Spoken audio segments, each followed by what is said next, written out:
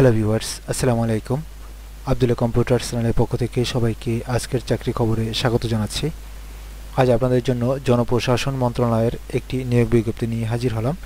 অষ্টম শ্রেণী পাশ করা থেকে আবেদন করতে পারবেন। বিস্তারিত জানতে হলে ভিডিওটির প্রথম থেকে শেষ পর্যন্ত দেখুন। আমরা একটু পরেই বিজ্ঞপ্তিটির পরিপূর্ণ দেখব, বিস্তারিত বিজ্ঞপ্তিটি দেখব। তার আগে বন্ধুরা যারা আমার চ্যানেলের নতুন ভিজিটর এখনও সাবস্ক্রাইব করেনি তাদেরকে সাবস্ক্রাইব করার জন্য বিনীত অনুরোধ জানাচ্ছি। আর পাশে থাকা বেল আইকনটি অবশ্যই অন করে রাখবেন যাতে আমার চ্যানেল থেকে পাবলিশড হওয়া পরবর্তী ভিডিওগুলো সবার আগে আপনার কাছে পৌঁছে যেতে পারে। আর যারা অলরেডি সাবস্ক্রাইব করে রেখেছেন তাদেরকে অসংখ্য ধন্যবাদ। তাহলে আসুন আমরা এবার মূল বিজ্ঞপ্তিতে চলে যাচ্ছি। গণপ্রজাতন্ত্রী বাংলাদেশ সরকার জনপ্রশাসন মন্ত্রণালয় বাংলাদেশ সিভিল সার্ভিস প্রশাসন একাডেমি নিয়োগ বিজ্ঞপ্তি। বিসিএস প্রশাসন একাডেমি শাহবাগ, ঢাকাতে নিম্নোক্ত পদসমূহ পূরণের জন্য প্রকৃত বাংলাদেশী নাগরিকদের নিকট হতে অনলাইনে দরখাস্ত আহ্বান করা যাচ্ছে। পদের নাম ডেসপ্যাচ রাইডার, গ্রেড 18, বেতন স্কেল ৮৮০০ থেকে ২১৩১০ টাকা। পদের সংখ্যা ১টি। যোগ্যতা ও অভিজ্ঞতা: মোটরসাইকেল চালনায় বৈধ ড্রাইভিং লাইসেন্স সহ কোনো স্বীকৃত বোর্ড হইতে মাধ্যমিক স্কুল সার্টিফিকেট বা সমমানের পরীক্ষা উত্তীর্ণ। এরপরে অফিস সহায়ক, গ্রেড ২০, বেতন স্কেল ৮২৫০ থেকে ২০০১০ টাকা। পদের সংখ্যা ৫টি। কোনো স্বীকৃত বোর্ড হইতে অনন্য মাধ্যমিক স্কুল সার্টিফিকেট বা সমমানের পরীক্ষা উত্তীর্ণ। এরপরে রয়েছে সহকারী বাবুর্চি, বেতন গ্রেড ২০, ৮২৫০ থেকে ২০০১০ টাকা।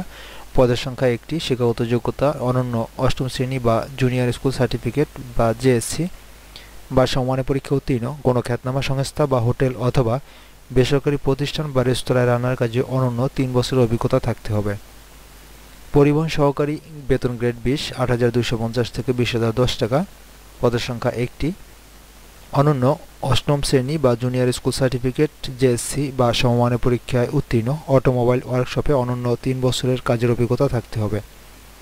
বিনোদন কক্ষ অ্যাটেন্ডেন্ট, গ্রেড ২০, ৮২৫০ থেকে ২০০১০ টাকা। পদের সংখ্যা ১টি।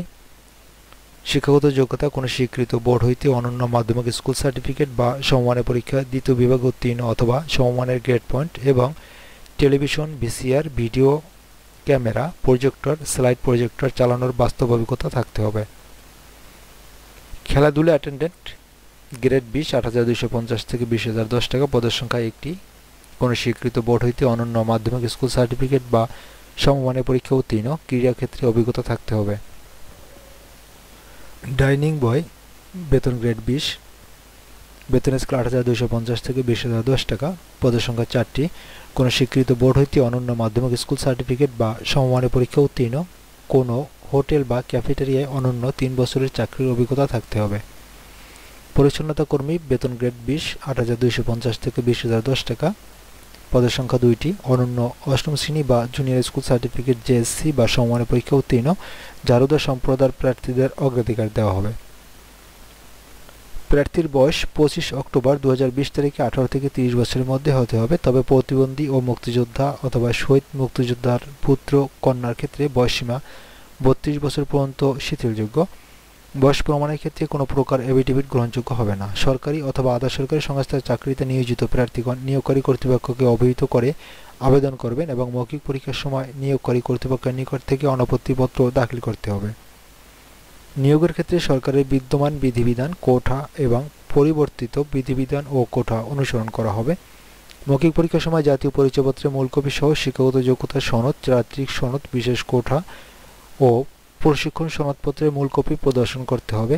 এছাড়া মৌখিক পরীক্ষার সময় জেলার স্থায়ী বাসিন্দার প্রমাণ হিসাবে ইউনিয়ন পরিষদ অথবা পৌরসভা অথবা সিটি কর্পোরেশন কর্তৃক প্রদত্ত সনদ এবং আবেদনকারী মুক্তিযোদ্ধা অথবা শহীদ মুক্তিযোদ্ধার পুত্রকন্যা হলে আবেদনকারী যে মুক্তিযোদ্ধা অথবা শহীদ মুক্তিযোদ্ধার পুত্রকন্যা এ মর্মে সংশ্লিষ্ট ইউনিয়ন পরিষদের চেয়ারম্যান অথবা সিটি কর্পোরেশনের ওয়ার্ড কাউন্সিলর অথবা পৌরসভার মেয়র অথবা পৌরসভার কাউন্সিলর কর্তৃক প্রদত্ত সনদের মূল কপি প্রদর্শন করতে হবে।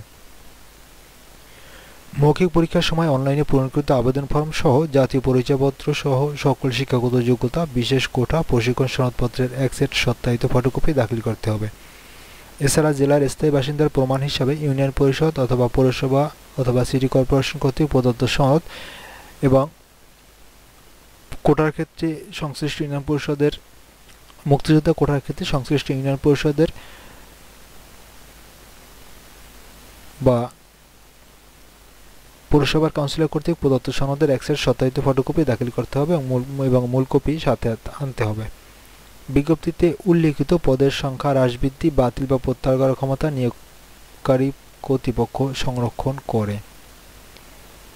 সার্টিফিকেট, জন্ম তারিখ, জাতীয় পরিচয়পত্র, জন্মস্থান সংক্রান্ত তথ্য অসত্য বা মিথ্যা প্রমাণিত হলে প্রার্থীর বিরুদ্ধে আইনগত ব্যবস্থা গ্রহণ করা হবে। প্রার্থীর যোগ্যতা যাচাই, প্রার্থী কর্তৃক প্রদত্ত কোনো তথ্য বা দাখিলকৃত কাগজপত্র জাল, মিথ্যা বা ভুয়া প্রমাণিত হলে কিংবা পরীক্ষার নকল বা অশুদ্ধ উপায় অবলম্বন করলে সংশ্লিষ্ট প্রার্থিতা বাতিল করা হবে এবং তাদের বিরুদ্ধে যথাযথ আইনানুগ ব্যবস্থা গ্রহণ করা হবে। ভুল তথ্য বা জাল কাগজপত্র প্রদর্শিত হলে পরীক্ষা উত্তীর্ণ যে কোনো প্রার্থীর প্রার্থিতা বাতিল করার ক্ষমতা কর্তৃপক্ষ সংরক্ষণ করেন। শারীরিক প্রতিবন্ধী, এতিম, ক্ষুদ্র নৃগোষ্ঠী এবং আনসার ও বিডিপি প্রার্থীদের ক্ষেত্রে সরকারের সর্বশেষ নির্দেশনা অনুযায়ী উপযুক্ত কর্তৃপক্ষের সার্টিফিকেট দাখিল করতে হবে।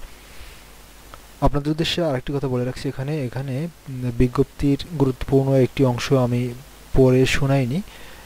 যে সমস্ত জেলার প্রার্থীগণ এখানে আবেদন করতে পারবেন না: মানিকগঞ্জ, ফরিদপুর, গোপালগঞ্জ, শরীয়তপুর, কুড়িগ্রাম, ঠাকুরগাঁও এবং মাগুরা জেলা ব্যতীত সকল জেলার প্রার্থীগণ এখানে আবেদন করতে পারবেন। তবে শারীরিক প্রতিবন্ধী এবং এতিম এরা সকল জেলার প্রার্থীগণই আবেদন করতে পারবেন, এদের ক্ষেত্রে কোনো বান নেই। এরপর আমি আপনাদেরকে দেখাচ্ছি অনলাইনে কিভাবে আপনারা আবেদন করবেন। bcsaa.teletalk.com.bd এই ওয়েবসাইটে গিয়ে আবেদনপত্র পূরণ করতে পারবেন। এর আবেদনপত্র শুরু হবে আগামীকাল অর্থাৎ 20 ডিসেম্বর সকাল 10টায় এবং আবেদনপত্র জমা দানের শেষ তারিখ 19 জানুয়ারি 2021 বিকাল 5টায়। উক্ত সময়সীমার মধ্যে ইউজার আইডি প্রাপ্ত প্রার্থীগণ অনলাইনে আবেদনপত্র সাবমিট করার সময় থেকে পরবর্তী 72 ঘন্টার মধ্যে SMS এর মাধ্যমে পরীক্ষার ফি জমা দিতে পারবেন। আর আবেদন করার ক্ষেত্রে আপনাদের ছবি এবং স্বাক্ষরের দরকার হবে, যেক্ষেত্রে ছবির মাপ হলো 300x300 পিক্সেল এবং স্বাক্ষরের মাপ হচ্ছে 300x80 পিক্সেল। অবশ্যই রেজুলেশন 300 থাকতে হবে বা 300 দিয়ে করলেই ভালো হবে। অনলাইন আবেদনপত্র পূরণকৃত তথ্য যেহেতু পরবর্তী সকল কার্যক্রমে ব্যবহৃত হবে, সেহেতু অনলাইনে আবেদন সাবমিট করার পূর্বেই পূরণকৃত সকল তথ্যের সঠিকতা সম্পর্কে প্রার্থী শতভাগ নিশ্চিত হবেন। অনলাইনে পূরণকৃত আবেদনপত্রের একটি প্রিন্টেড কপি পরীক্ষা সংক্রান্ত যে কোনো প্রয়োজনে সহায়ক হিসেবে সংরক্ষণ করবেন এবং মৌখিক পরীক্ষার সময় এক কপি জমা দিবেন।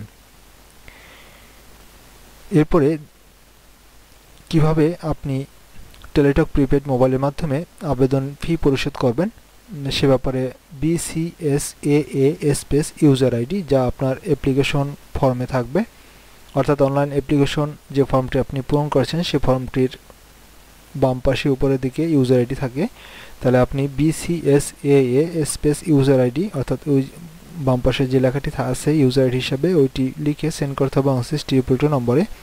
ফ্রিতে SMS এ আপনাকে একটি পিন নম্বর দেওয়া হবে এবং কত টাকা কেটে নেওয়া হবে তা জানিয়ে একটি মেসেজ প্রদান করবে। আপনি ফ্রিতে SMS এ BCSAA space ES space pin লিখে সেন্ড করবেন 2922 নম্বরে। আপনার মোবাইলে উপযুক্ত পরিমাণ ব্যালেন্স থাকলে আপনাকে ব্যালেন্স কেটে নিয়ে একটি মেসেজ প্রদান করা হবে যাতে কংগ্রাচুলেশন জানিয়ে আপনার পেমেন্ট সাকসেসফুলি কমপ্লিট হয়েছে এবং আবেদন সম্পূর্ণ হয়েছে, যেখানে আপনার একটি ইউজার আইডি এবং একটি পাসওয়ার্ড থাকবে। আপনি এই ইউজার আইডি এবং পাসওয়ার্ডটি সংরক্ষণ করবেন, পরবর্তীতে অ্যাডমিট কার্ড তোলার সময় আপনাকে এই ইউজার আইডি পাসওয়ার্ডটি দরকার হবে। আশা করি আপনারা ভালোভাবে বুঝতে পেরেছেন। যদি কারো সহায়তা দরকার হয় তাহলে অবশ্যই কমেন্ট বক্সে লিখবেন, আমি সাধ্যমতো সহায়তা করার চেষ্টা করব। এই ছিল মোটামুটি আজকের টিউটোরিয়ালটি। পরবর্তী টিউটোরিয়াল দেখার আমন্ত্রণ জানিয়ে আজ এখানেই শেষ করছি। আল্লাহ হাফেজ।